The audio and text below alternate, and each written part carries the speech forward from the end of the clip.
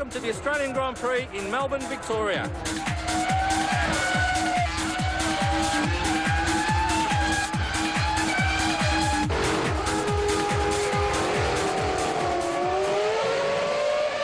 Dames en heren, hartelijk welkom vanuit de pitstraat hier in Albert Park, het circuit in Melbourne. Daar waar we bijna allemaal klaar zijn voor de eerste ronde van het wereldkampioenschap van 2002.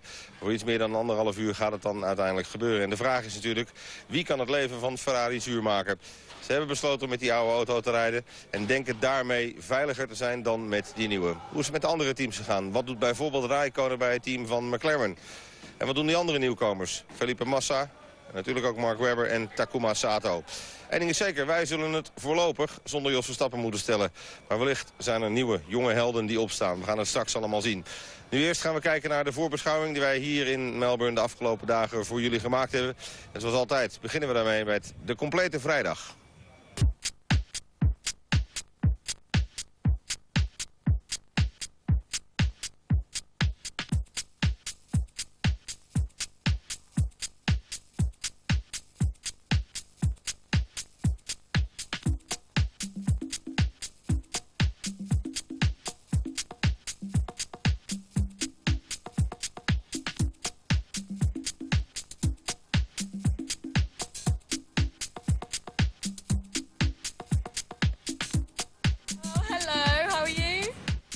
We beginnen het nieuws in de pitstraat bij het team van Ferrari. De mannen die dus besloten hebben om met de auto van vorig jaar te rijden. Het chassis is van vorig jaar, maar de geruchten gaan dat onderdelen, zoals de wielophanging en ook de vleugels, toch van dit jaar zijn.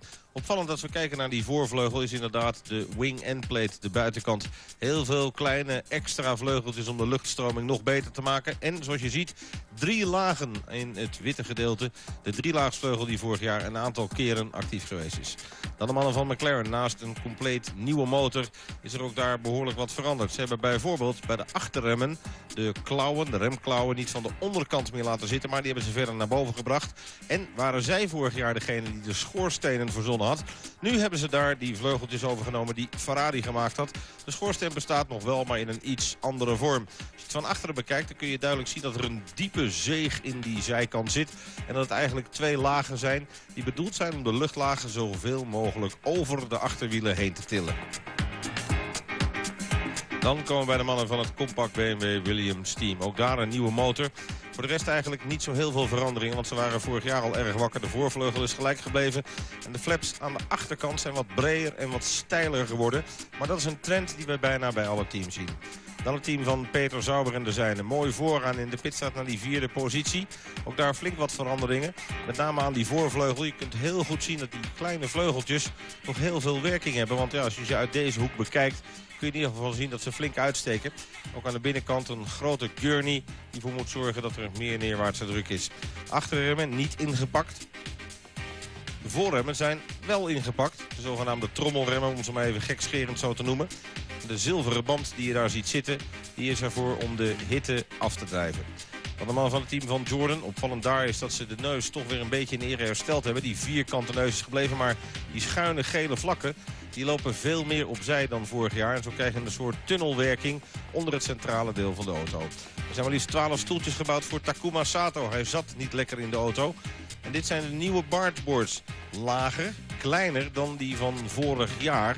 Die dus meer lucht langs de zijkant van de auto moeten sturen. En ook zij hebben die oortjes aan de zijkant daar van de luchthapper geadopteerd zoals ze waren bij McLaren. Wat ze nog meer bij McLaren vandaan gehaald hebben zijn dus deze schoorstenen.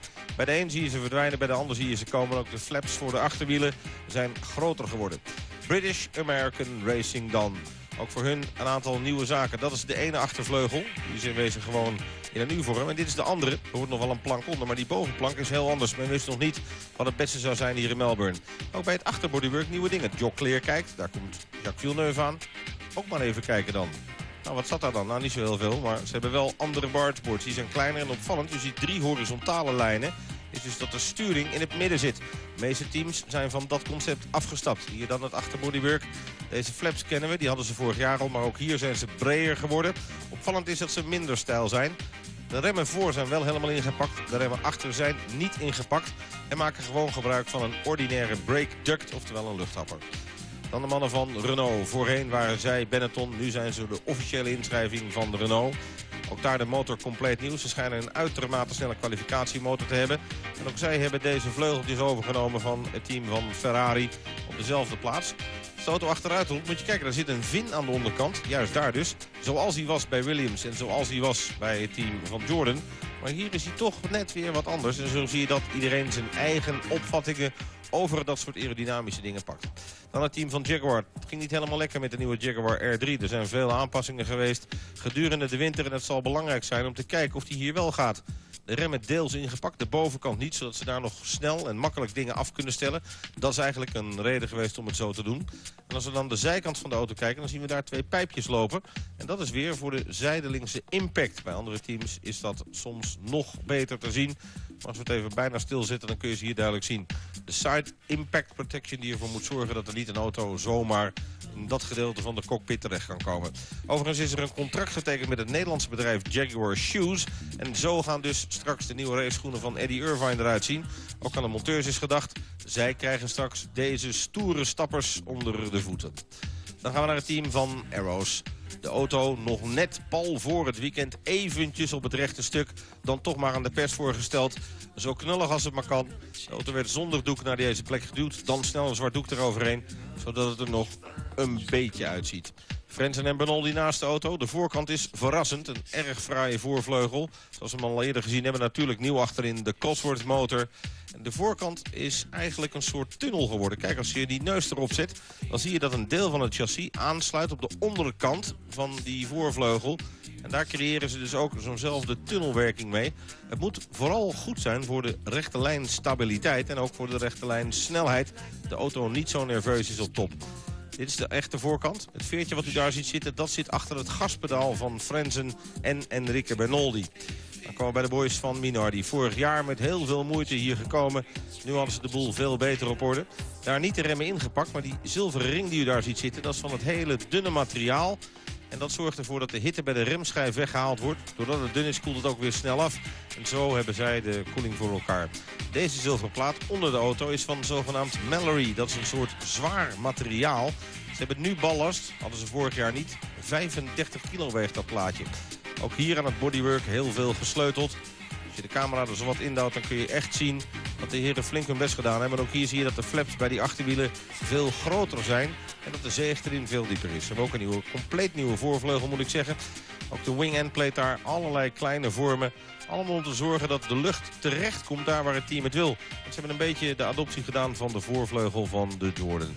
Natuurlijk zijn zij nog steeds de enige met een titanium versnellingsbak. Prachtig stukje engineering op deze Minardi.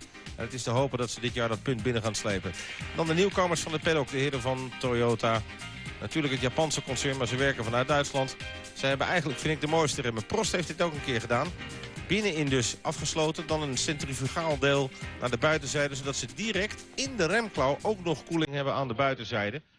En ook hier zie je diezelfde side impact protection systemen. En bij de ene zijn er 2 buisjes en bij de andere is het een ovaal. Opvallend dat ze achter ook die koeling aan de buitenkant hebben van de remklauwen. Die loopt dus eigenlijk dwars door het centrale deel van de remschijf heen. En ook hier zitten de remklauwen aan de onderzijde. Het was allemaal nieuw, ook voor Mika Salo, die aan het einde van de dag nog even wat uitleg kreeg over wat hij nou allemaal op zijn stuur had zitten. En dat duurde alles bij elkaar bijna een uur. Nou, dat knopje is daarvoor en dat is daarvoor en dat is daarvoor. Hopen dat hij het allemaal kan onthouden. Michelin heeft ervoor gezorgd dat er voorafgaand aan deze Grand Prix een rel was. Ze wilden een andersoortige band meenemen, waarvan de groeven niet helemaal symmetrisch waren. Dit zijn de normale groeven, ze hebben besloten om het niet te doen. Wat ze eerst gedaan hadden, was de ene kant van de groef schuin gemaakt. En zeiden, ja, als we dat bij allemaal doen, zijn ze weer allemaal gelijk. Maar het reglement zei dat de groeven allemaal eensluidend moesten zijn. De FIA bemoeide zich mee. En dus kozen de mannen van Michelin voor eieren voor hun centjes.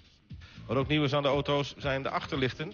Vroeger knipperden ze alleen in de pitstraat. Nu knipperen ze ook tijdens de regen op de baan. Ze zijn wat groter geworden.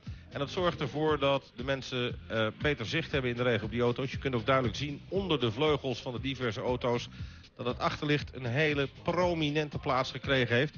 In sommige gevallen is er zelfs aerodynamisch zeer veel rekening mee gehouden. En ook daar zie je weer iedereen zijn eigen oplossing hebben. Wat is er nog meer veranderd? Nou, de spiegels zijn veranderd. Die waren deze maat. Dan zie je een auto bijna niet achter je rijden. Maar die zijn 20% groter geworden. En dus wordt de dode hoek een heel stuk opgelost. Dat is de vergroting. En als je het van bovenaf ziet, dan zie je dus niet alleen maar dit, maar dus dat. En dat helpt er dus bij om de veiligheid weer te verhogen. En dus had iedereen wat grotere oren op de voitures. Spiegels zijn dus heel belangrijk. Bij McLaren zagen we nog dit. Men had streepjes onder de schoenen. Het bleek een idee van Ron Dennis. En schrik niet. Weet u wat daar staat? One step towards victory. Yeah, right. Dan gaan we naar beelden van de vrije training van afgelopen vrijdag. In de ochtend was het wat vochtig geweest en dat was schrikken voor veel van de mensen hier. Want ja, men verwachtte dat het hier verschrikkelijk heet zou zijn. Dat is het eigenlijk de laatste jaren geweest. Maar de temperatuurmeter kwam niet boven de 18 graden. Trof Jack Ploy Mark Webber. Special feeling leaving the pit lane? Yeah, as I just said in the press conference up there, it's not just Mark Webber feeling quite special. There's a lot of people who have helped me get in this position in Australia. So it was difficult conditions, a little bit greasy this morning, but the track dried out quite quickly, and yeah, it was a good day. First time in the rain in this car, I think, for you? Yeah, exactly. How did it feel? We had a few problems with differential today. We have to change a few things, and hopefully it's better tomorrow. The team did a good job in between the two sessions, I think. They made it possible for you to drive again. Yes, we had a gearbox problem which they changed over very quickly. I was amazed when I come back out of the garage. Wow, we're ready to go. I just had a big lunch, so I wasn't ready for it. But yeah, they did a good job. Rest of the weekend? I get some good running in the morning. We need to feel the car under, slightly hotter conditions maybe tomorrow, and also a little bit more rubber on the circuit. And if we sort out the problem that we had today, we're hoping to pick a bit up in performance as well, and hopefully close the gap where we are now from the back. Aldus Mark Webber. En ja, dit is Heinz Frenzen. Met hem ging het niet echt lekker. Ik zei het al, hij werd uiteindelijk 19e aan het einde van die eerste dag van hard werken in de Arrows. Het viel hem absoluut niet mee. Hetzelfde zou je kunnen zeggen van Eddie Irvine. Hij was uiteindelijk 17e. Hij kan het zo mooi vertellen. Luister maar. The car's handling reasonably good, actually. I haven't had the car handle so good this year, so I'm pleased from that point of view. The year just started? Yes. I feel comfortable with it now. At the start, it was a disaster, and we made a few changes, and the whole thing came together, and it felt quite good, but we're very slow. We're very, very slow. Engine? No. What's the problem? What you're missing? Just slow. We're just slow. I don't know. Well, I don't know. It's the first time I've the car's handled, so up until now I haven't liked the car. I couldn't drive it, and I thought, well, we need to fix all these problems, but the handling ain't so bad. We have a couple of issues still with the car, but we have quite a big braking issue, but which can cost you a lot of time. Brakes around here is a lot of time, so maybe that's costing us more time than I'm maybe allowing for. But can you make it up in this weekend, you think? No, I don't think so. We have a lot of hard work to do. Yeah. Gek eigenlijk. Een auto die het niet goed doet, maar wel goed aanvoelt. Hier gaat Takuma Sato, de nieuwkomer. Hij werd uiteindelijk 13e en was wel tevreden. Happy? Oh yes, very good. How was your first day here in Australia? The first day, everything new for me. Obviously, we started as a raining condition and then turned to the dump. And towards then, we had a complete dry run, which is very convenient for me. In the first time truck, first time car, obviously. And you could experience any condition as expected in the first day, which is very good. Any exciting corners for you? Oh, it is an exciting corner everywhere. Especially now, the Olav Park is a little bit unique circuit, I think, because combination from permanent course with public road course, shall I say. Does it suit you? Well, I don't know yet, but obviously it's very, very exciting to drive it. Some corners has a really quick and direction change, obviously. Some corners really tricky because the camber changing the load is extremely, because of public load. But it's a very, from the cockpit view, it's very beautiful, it's lake and everything, and it's really nice. Are you adjusted in the team already? It is, yeah, I'm completely happy with the team, everybody working together very well. And we are working very hard with engineer, designer, and things like that, I'm totally happy with it. En Sato mocht tevreden zijn, want hij zat slechts een paar tienden achter deze man. Ex-wereldkampioen Jacques Villeneuve. Bij hem ging het toch weer niet van een leien dakje. Hij komt uiteindelijk nog wel terecht op plaats nummer 12. Maar was na afloop voorzichtig. No, not disappointing. We've never really been quicks on Fridays. We're normally better off the rest of the weekend. But 12 for the first day is not bad. We've worked mainly thinking about the race. So actually, I think we're better off than last year. And this year's cars is easier to drive aggressively. So we should be better off in quali. Last year, you had a major crash here. Are these things on your mind the first time you touch the track? No, they're not on my mind driving.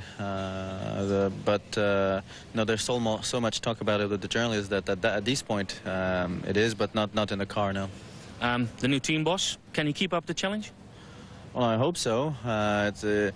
This team was started a few years ago, and it's been hard work for everyone, and some things have been put in place.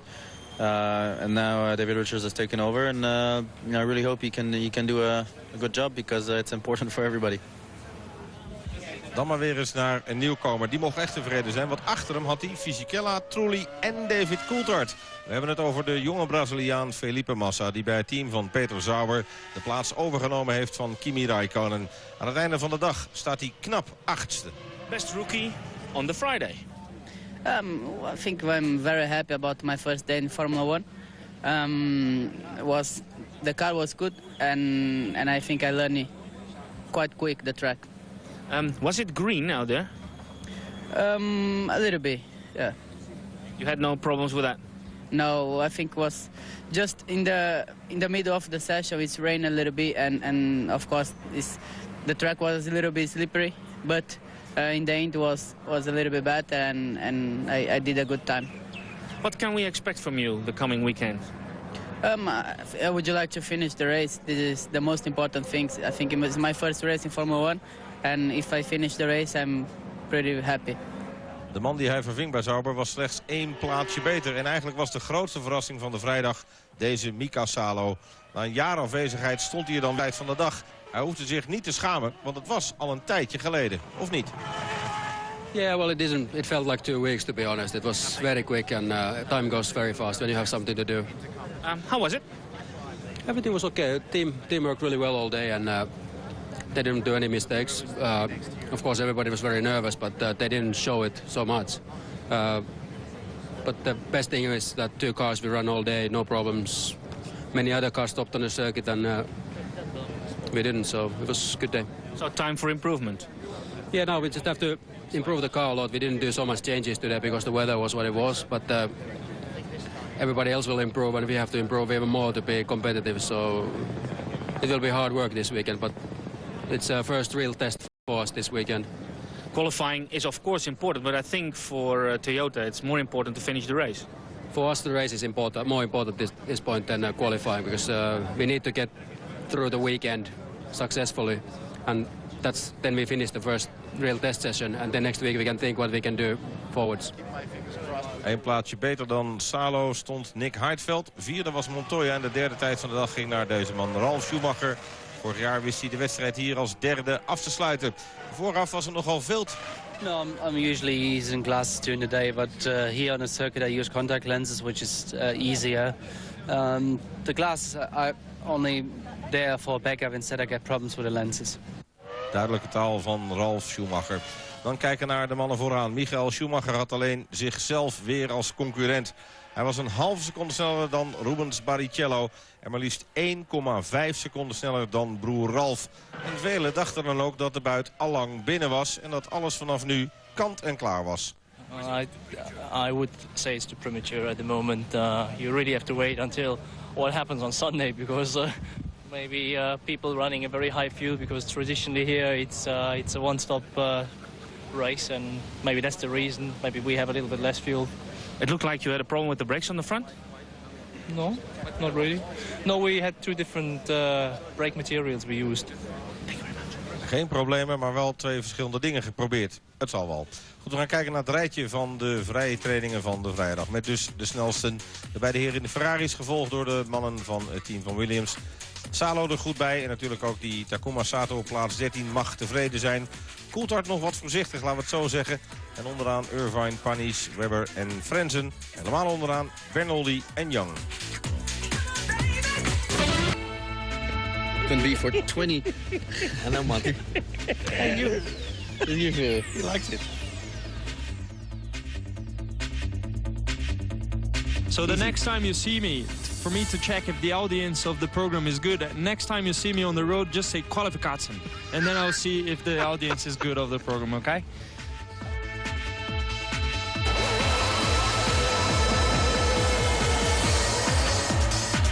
You imagine BMW Williams with the green tire and vice versa, it's going to be a mess. All right. So it's not in the short perspective. Okay, very good.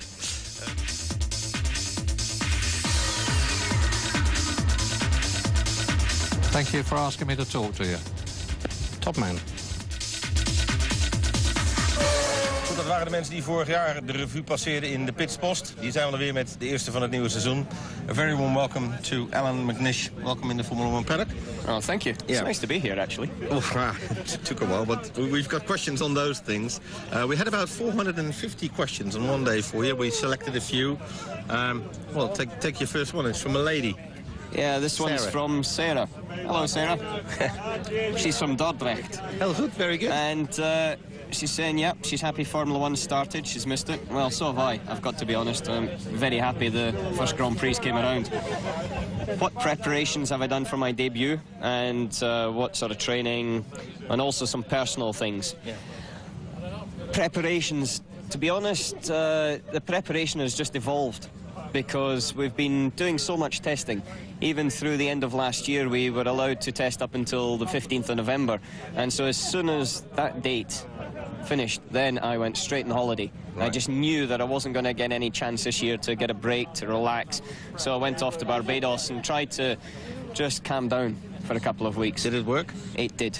But the thing that I had to come back for, which was critical, I came back for the Toyota Christmas party.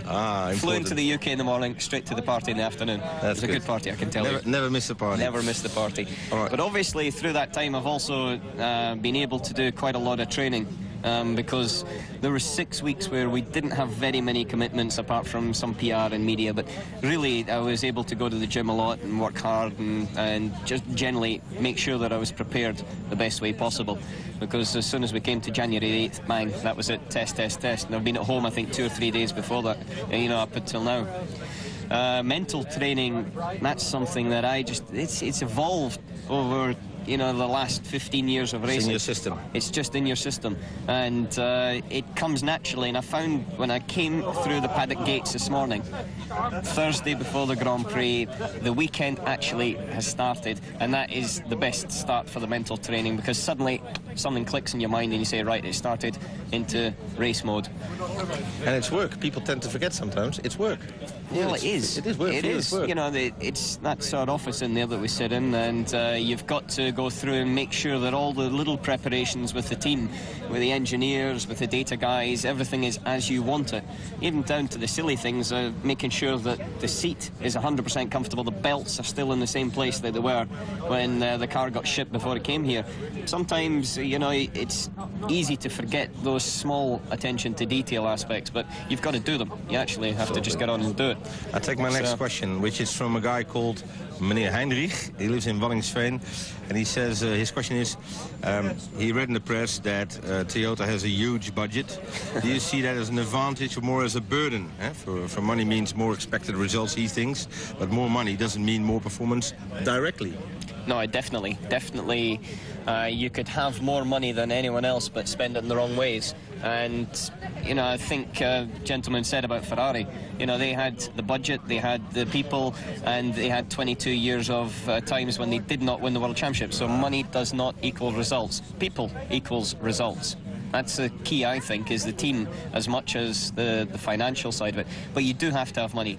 And we're fortunate at Toyota that we've got a good budget. It's a plan. We do have a good budget, but you've got to think for the future. Yeah. And you've got to have the money, but you've got to spend it in the right ways. I don't know what it is we have. I really, honestly don't know, but I think it's enough for us to do a good job, and that's the important criteria. But I don't necessarily believe that we've got more than anybody else up and down the pit lane. That's for sure. Yeah, it's, you can make it as expensive as you like, but it still needs to make sense. Yeah. Obviously, I think they should spend more on the driver. Yeah. Oh, a bit of us, we make a deal on that one. Oh yeah, under the table. All right, I'll take away this one, and you come to. Okay, this one's from Bart, and he's in Eindhoven. PSV, PSV Eindhoven. Oh yeah, I've heard of them. I'm a Celtic fan, so. Oh, okay. We beat you guys sometimes. I'd like to know how you feel about the fact that it took you so long to get into Formula 1, whereas other much younger drivers get in so easily. Do you think that it's not fair because you've far more experience? No, I don't think it's unfair. Purely because when you get your opportunity, you take it. And if you get your opportunity at 21, you take it. If you get it at 31 or 32, you take it. Yeah. So it's frustrating. That I can tell you. Sometimes it is frustrating because you know what you can do in a car and you've proved it, but opportunities don't arise. But it's not always about your skill as a driver. And you want a proper seat. Yeah, there's times when you do make that differentiation, but I have to say, at 21, 22 years old, I probably wouldn't. I would have grabbed a seat, whichever end of the grid it was. Now, after having, some sports car success and having won Le Mans and things like that, it was actually a little bit in my mind, is it the right thing to do? Even though it's Formula 1, even though that's what your career is about and what you're looking for, there's still a thing, okay, is it the right thing to do? And it's purely because of Toyota with long term. You need to give it a chance to say later on it worked or it didn't work. I think that's a very important reason. Well, there's two sides to it. You need to give it a chance, but also you need to be given the chance. Yeah. And unfortunately, there are some situations that if you get into a bad car at the back of the grid, you're going to be in a bad car at the back of the grid all your career. Yep. And so it depends whether you want to be in Formula 1 to say, hey, I'm a Formula 1 driver, girls, all that sort of thing, or whether you want to actually see it as a progression in your career. True. I've got no real negative thoughts about taking so long. It was a long and winding road, and it was a very good experience, though. Some of the things that have gone on in my career, good and bad. I've got to say both ways, but the important thing is we're here now, and it's the next chapter. A new thing starts. Next question comes from Tim Kluitmans. Tim lives in Gemert, and he said, you've raced in all sorts of cars, like you explained now. He said, what's the best preparation for Formula 1 in your opinion? And there was also a question from someone who said, what car did you like to drive most? Not for speed, but just as, I loved that car. I think... Your road car. No, I don't drive on the road very much. I've done about 7,000 kilometres in the last year. Okay. Yeah, I don't have too much time. If I'm at home, I prefer to go out my motorbike or something like that. Because I feel that when you're in the car, you've got a possibility of someone on a handy calling you or whatever. Forget it. On a bike, you're on your own. Well... What's the best preparation? Preparation. I would have to say I do think that the sports car racing was the best preparation for me. Might be different for other drivers. Might be. But it's a big car. It's 900 kilograms. It's got 650 horsepower. The races are long. It's got high G-force. You're working with major manufacturers and different drivers. Different drivers. You've also got some very, very good drivers. When I was driving with Toyota at Le Mans, we had Martin Brundle in the other car. And Martin just came straight from Formula 1, and I can tell you, he was quick. He's hammering. He was working hard. And I remember one test at Ricard where we went out at the same time, and we were there for 3 hours, and we were just going at it, the two of us.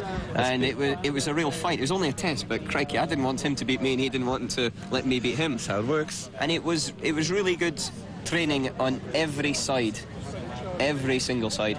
Car that I enjoyed most, I can tell you the car I enjoyed least was the Formula Ford, the first car I ever drove. I couldn't get used to it. It had those horrible hard wet tyres. I seemed to be quite quick in it, but I didn't know why or how. Car I enjoyed most, the year I enjoyed most was with one of your countrymen, Allard Kalf. All right. 1988 in Opel Lotus. We went. It was the first year in Opel Lotus. My teammate was Mika Hakkinen. Frenton was there. Frenton was there. And we just toured Britain and Europe. Yep, I know. And we had some real fun, really good races. He won the first race in Zolder. I won the first race in the UK Championship. Okay, and who won the first race in the German? Heinz Harald? Exactly. All right, there you go. So it was... We're getting old? No, we're not. No. It was only a few years ago.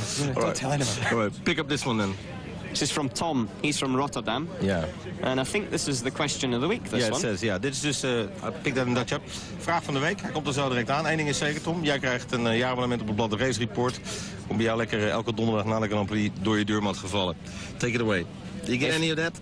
Yeah, I understood entirely because I've got it here. If I could form my own team with myself as first driver, it would be the teammate. And who of the current team bosses would you be your team boss? First of all, no one's listening. I would not form my own team. You know, what the heck would I want to do that for?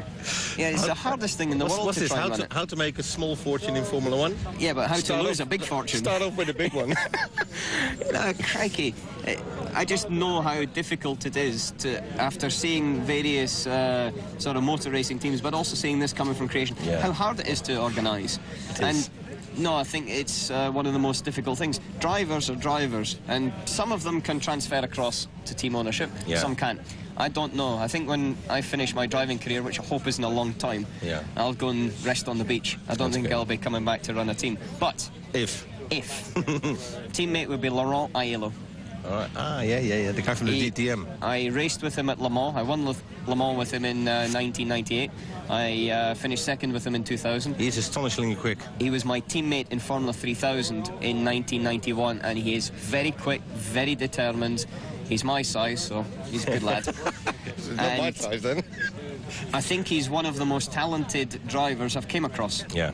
And I think he's a talent that was lost by Formula 1. Current team boss, Frank Williams. Yeah, Sir Frank Williams. I've got to take Ove out of this, obviously, because he's your boss now. But clearly, I would say Frank Williams because he wants to win. Yeah. He wants to win badly. There's no commercial aspects. It's just victories. To him, it doesn't matter which of his drivers wins. He wants his car to win. There was a fantastic quote that he gave at the Autosport Awards when he was asked about the sort of character he is, and he said, Patrick and I, we like it when they're sideways. And I think that's it. They're just real, raw enthusiasts. All right. And so I would say that, it's got to be Frank. Time flies when we're having fun. We've got some more, but time is up. I would like to thank you very much. Not before that I tell the people at home. Volgende keer in de Pitspost hebben we deze man. Stel je vragen. Dit is Kees van der Grint. De mannen van Bridgestone, we hebben je vragen. Surf naar www.rtlgrandprix.nl. Daar staat de button voor de Pitspost en kun je je vraag stellen. Alan, once again, thanks very much. All the best over the weekend. And I'm sure that a lot of Dutch people will keep an eye on you because, as you see, they love new people coming in and they're really supportive. Well, thank you very much, and I look forward to hopefully entertaining you over the weekend. Alrighty, cheers. See you later. Very good, thank you. Dan de kwalificatie van gistermiddag. Ruim 115.000 toeschouwers op de tribune. En zij zouden een hele vreemde kwalificatie voorgeschoteld krijgen. Want het zou toch allemaal iets anders gaan lopen dan men gewend is hier in Australië. De bewolking was er en uiteindelijk zou die regen dan ook echt gaan vallen. Maar daarvoor gebeurde er nog heel veel. Dit gebeurde dus 's ochtends met Takuma Sato toen hij in de Jordan iets te enthousiast was. En hard in aanraking kwam met de bandenstapels. De auto flink kapot. Gelukkig kon Takuma Sato ongedeerd uitstappen nadat alleen zijn ego beschadigd was. Maar voor de rest was er eigenlijk niks met hem aan de hand. De Australiërs zien Mark Webber naar een 18e tijd kwalificeren. Nog voor De La Rosa en Irvine. Als weer Takuma Sato langs de kant staat. Dit is zijn outlap. Hij moet zijn auto langs de kant zetten. En moet later via een verzoek bij de wedstrijdleiding tot de wedstrijd toegelaten worden. Want hij zette uiteindelijk geen tijd neer. David Coulthard gaat eraf na een klein misverstandje met Jacques Villeneuve. En Coulthard weet het wel redelijk te doen op het moment dat het nog droog is. Dit is Jarno Trulli. Ook hij was tevreden, trainde zich naar een 7e positie toe. Dit zijn overigens allemaal beelden van de eerste 15 minuten van de kwalificatie. Als we kijken naar Giancarlo Fisichella, hier staat hij nog derde. Uiteindelijk wordt het voor hem de 8e plaats. Maar hij was er wel tevreden mee. Dan David Coulthard. Links en rechts al wat kleine druppeltjes op de lenzen. Coulthard onderweg. En Coulthard op weg om de tijd van Rubens Barrichello, die op dat moment de snelste is, te gaan pakken. Dat lukt hem. Hij duikt eronder. Niet heel veel, maar toch. Echter, hij heeft niet lang plezier. Want daar is alweer Ralf Schumacher. En terwijl de titel van Coulthard nog in beeld staat, komt Ralf Schumacher het rechte stuk op razen. En hij zet een wat serieuzere tijd neer. Trekt daar toch al heel gauw weer 1600ste van een seconde vanaf. En hij is op dat moment de snelste man. Maar ook dat duurt weer niet lang, want daar is dan broer Michael. Ook hij raast over het rechte stuk. Had de Ferrari naar eigen zeggen op en top voor elkaar. Had nog harder gekund, maar kreeg niet meer tijd. Hier duikt hij onder de tijd van Ralf. En dan lijkt het gedaan, maar daar is Rubens Barrichello. Zoals zo vaak onder dit soort omstandigheden heeft hij dan net iets extra's. En dat had hij. Hij klaagt er niet over. Ooit pakte hij zo zijn eerste pole. Onder dezelfde omstandigheden. De dreiging van de regen, want die was er. Juan Pablo Montoya gaat een aanval doen op die tijd. Maar komt erachter dat het dan echt geen zin meer heeft. Plots was daar een enorme regenbui. En dus moet Juan Pablo Montoya onverrichter zaken terug. En staat hij op de startopstelling als 6e genoteerd. Toen was het ook definitief voorbij, want de baan werd niet meer droog. En dus heeft Barrichello de 4e pole uit zijn carrière te pakken. Raikkonen redelijk goed 5e. Trulli Fisichella, Massa voor Hartveld. Dat doet de kleine Braziliaan erg goed. In het tweede rijtje Button, Panis en Villeneuve dicht bij elkaar. Salo 14, 15 Frenzen, dan McNish, Bernoldi, Webber, Irvine, De La Rosa. Onderaan dus Alex Young en Takuma Sato. We beginnen de interviews na afloop met niemand minder dan Heinz Harald Frenzen. First weekend with arrows. Satisfied up to now? Well, there's not much to say yet. We had our first qualifying session. Today's weather was a little bit up and down. But I think the potential is there from the team, and there's still a long season ahead of us. You can imagine that a lot of viewers are fans of Jos Verstappen in Holland. They don't understand the situation quite well, but you have nothing to do with it, I think.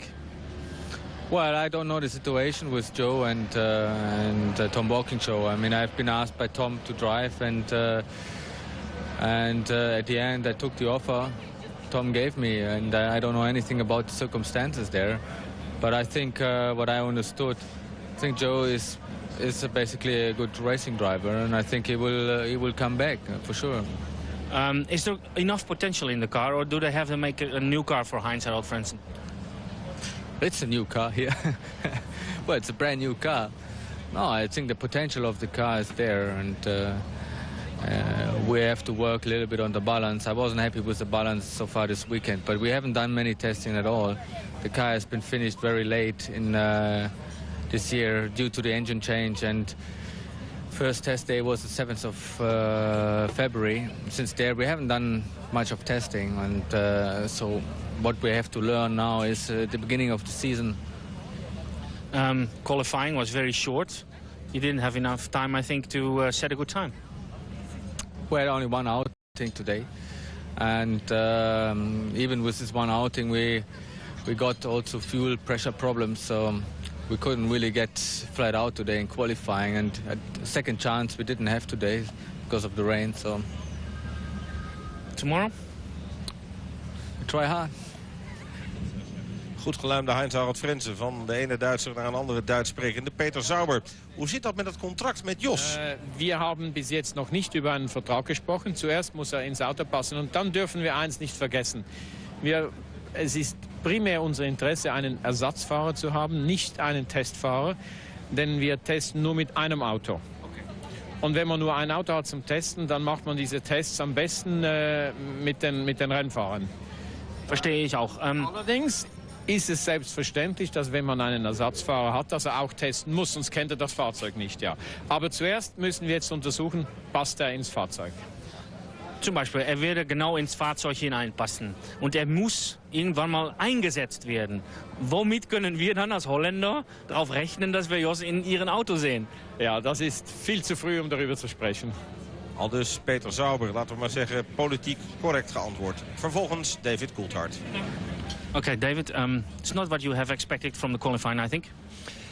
Well, I think what we've seen over the last the last 2 days is that Ferrari have quite a good package working around this track, and we realistically are in a situation of battling with Williams, and that obviously was our goal, to try and get in front of them. Looking at qualifying, the car looked okay. The balance looked very good for the car. Yeah, a little bit of understeer, but nothing that I don't think we can, with time, dial out of the car. But obviously I lost out on laps yesterday, and then been a little bit limited on laps today. Looking at the race tomorrow, expectations?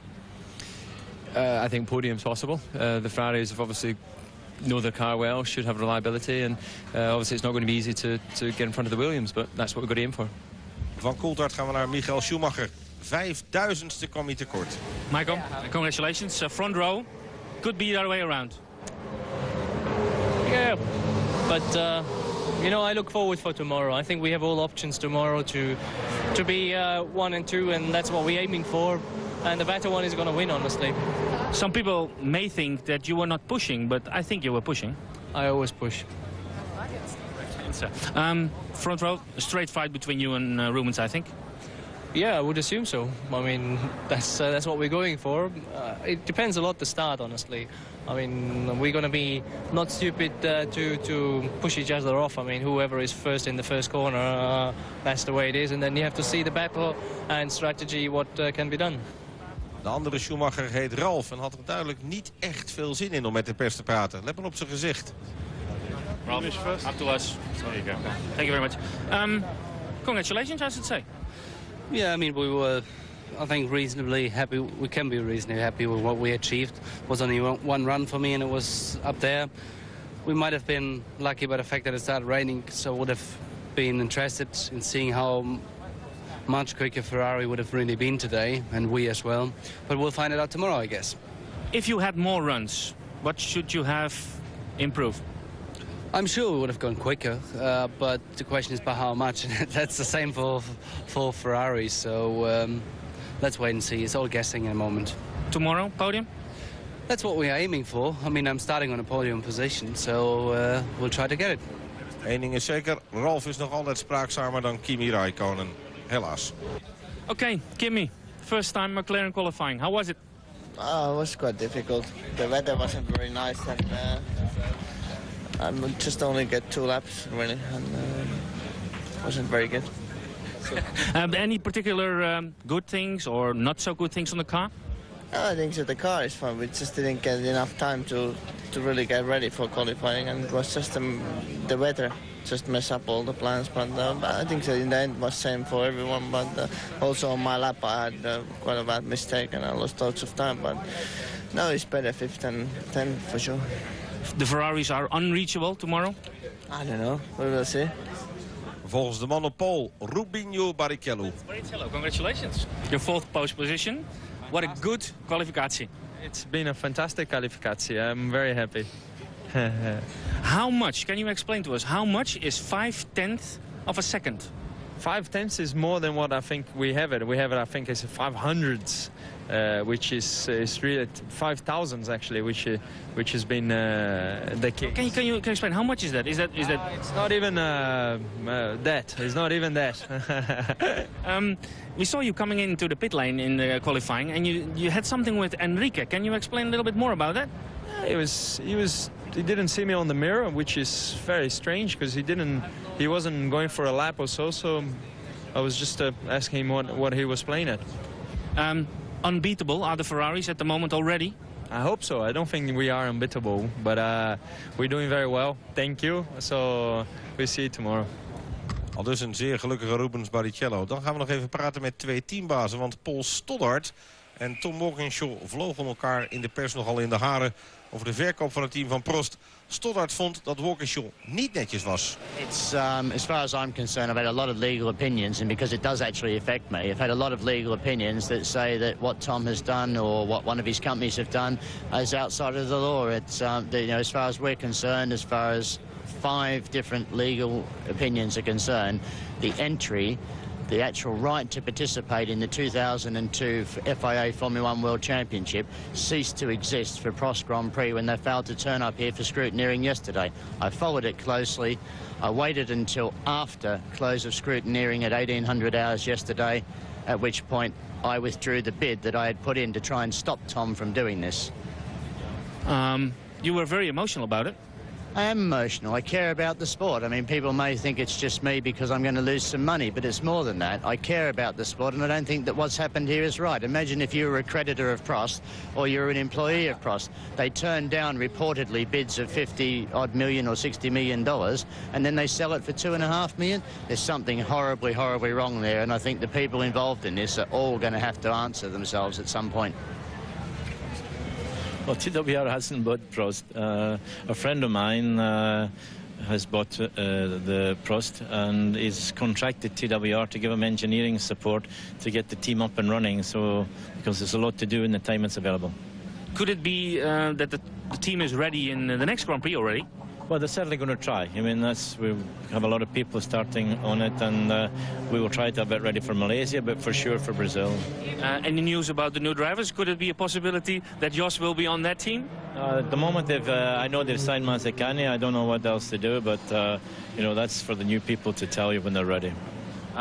What is the real story with Jos? Everything came out of the blue sky? No, I mean, we first put Jos on notice at Spa last year. And we had dialogue through the winter of problems we had with him and his management. And, you know, I can't say very much because, you know, they threaten legal things now. So, but there was no surprise because we told them through the winter what was going on and why we were unhappy. But you can believe that a lot of people in Holland, they are looking angry at you.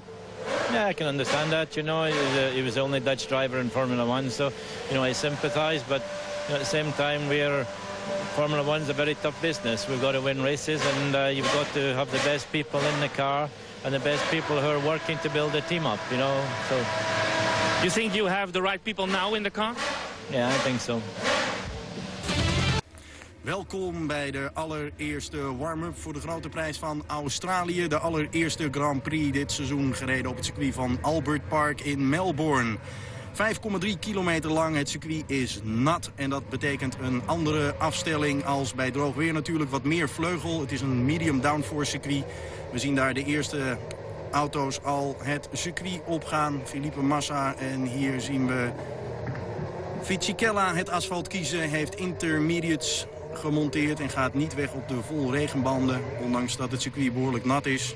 Alle coureurs zullen er 1 ronde uitgaan en ook meteen weer binnenkomen. Dat noemen ze een installation lab. Hierin wordt gecheckt of er geen water- en olielekkage zijn aan de auto door de monteurs. En alle auto's worden ook voorzien van nieuwe remschijven en nieuwe remblokken. Monteurs zullen dat ook nakijken. De coureurs rijden ook met hun voet op de rem om alles mooi op elkaar in te laten slijten. Zodat ze optimale grip hebben bij het aanremmen van de bochten. Nou, daar gaat het hele circus erop. We zien de Jaguars rijden. De McLaren's op het circuit. En hier Massa die als eerste het asfalt kiest. Felipe Massa is eenzelfde soort talent als Kimi Räikkönen. Peter Sauber heeft daar een neus voor. En we zullen zien hoe hij het de allereerste Grand Prix ervan af gaat brengen. Hij was in ieder geval erg snel in de trainingen die er geweest zijn en de tests die er geweest zijn op Barcelona. Dus we zullen zien of hij deze naam waar gaat maken aankomende Grand Prix. Andere debutant is in een van de Minardis, Mark Webber, die voor het allereerst een Grand Prix gaat rijden. En dat ook nog doet in zijn thuisland Australië. Stoddard die trouwens alles weer goed op de rit heeft financieel. Er schijnt een financiële buffer te zijn van maar liefst 30 miljoen Amerikaanse dollars. Het team wordt geheel ook gefinancierd vanuit Azië. Er is ook een naamswijziging geweest. Het heet nu KL, Minardi Asia Tech. En KL staat dan voor Kuala Lumpur. We zien Montoya hier wisselen in de auto. Gaat hier in de T-car zitten. Problemen. De Bart blijft weer hangen in de 1. Waardoor hij geen snelheid kan maken. En Kimi Räikkönen, die bij McLaren natuurlijk onder contract staat. Ook nieuw zijn daar voor hem de banden. McLaren is overgegaan op Michelin's vanaf de Bridgestones. En dat betekent voor hem natuurlijk een nieuw gevoel met de auto. Laten we eens even gaan kijken en luisteren hoe mooi die V10 van Mercedes wel niet klinkt.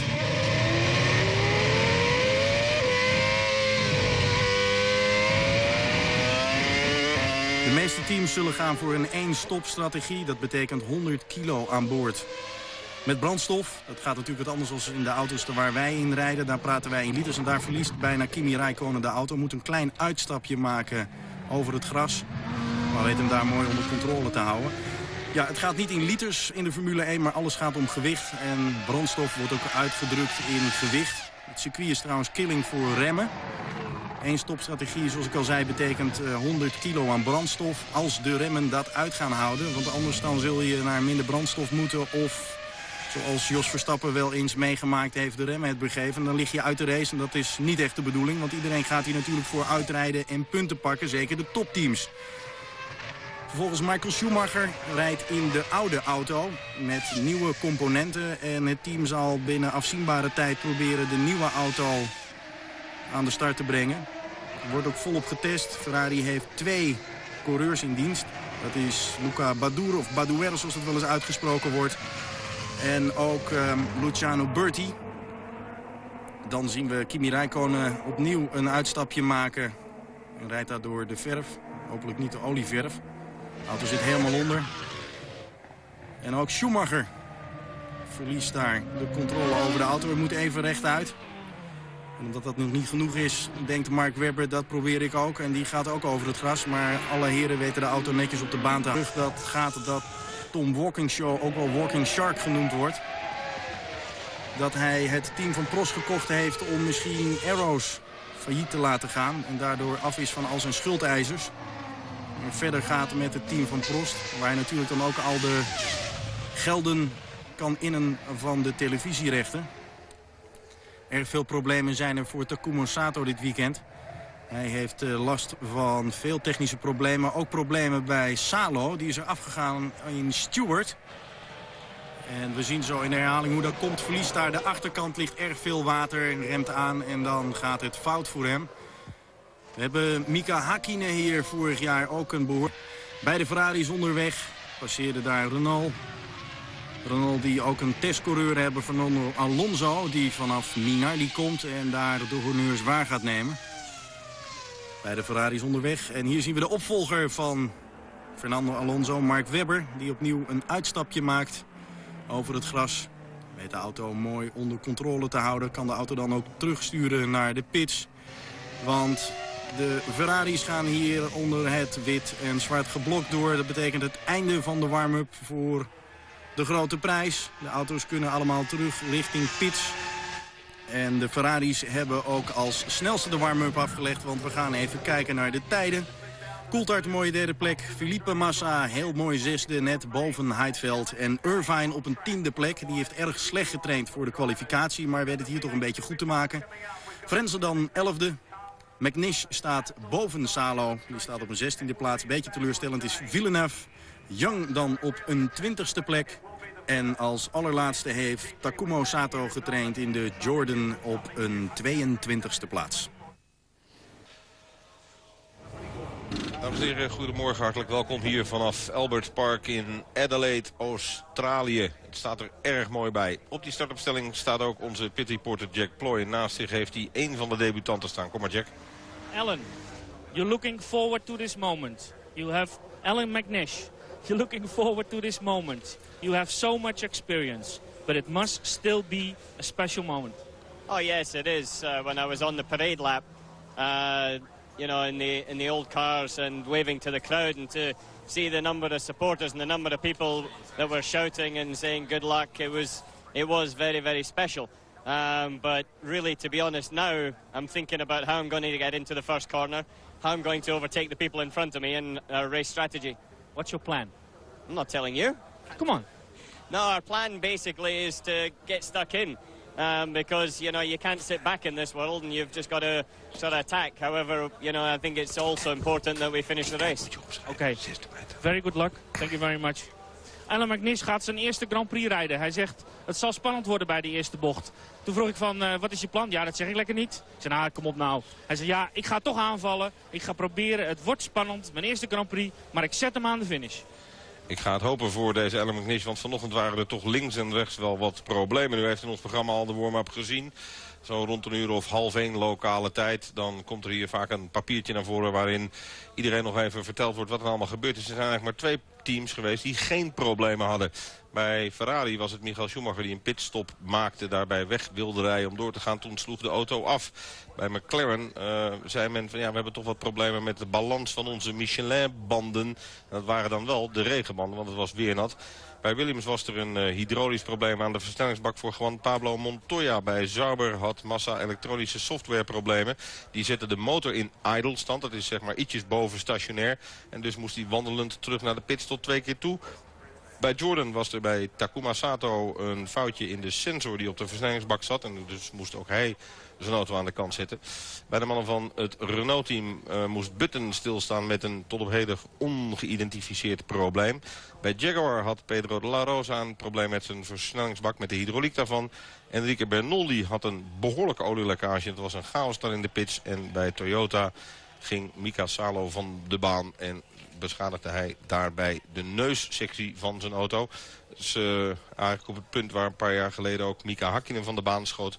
Hij raakte lichtjes die vangrail. Het was eigenlijk niet een hele zware crash. Ja,